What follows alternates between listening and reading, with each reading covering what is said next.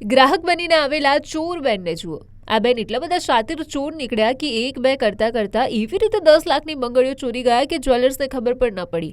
આ વિડીયો છે વડોદરાનો, જ્યાં જ્વેલર્સના શોરૂમમાંથી 10 લાખની ચોરી થઈ ગઈ અને તેમને ખબર સુદ્ધા ન પડી. તમે જુઓ, ગ્રાહકના સ્વાગમાં આવેલી આ 3 મહિલાઓ પહેલા શોરૂમમાં પ્રવેશ કર્યો અને પછી આ 3 મહિલાઓએ ઘરેણાં જોવાનું બહાનું કર્યું અને સ્ટાફનું ધ્યાન ભટકાવ્યું અને પછી તકનો લાભ લઈને આ 3 મહિલાઓ પૈકીની એક મહિલાએ ચાલાકીપૂર્વક 10 લાખ રૂપિયાની કિંમતની સોનાની બંગડીઓ પર હાથ ફેરો કર્યો અને 3 મહિલાઓ શાંતિથી શોરૂમમાંથી રફુચક્કર થઈ ગઈ. જોકે જ્વેલર્સના શોરૂમમાં લગાવેલા સીસીટીવી કેમેરામાં ચોરીની સમગ્ર ઘટના કેદ થઈ ગઈ છે અને વિડીયો ફૂટેજમાં મહિલાઓની હિલચાલ સ્પષ્ટપણે જોવા પણ મળી છે.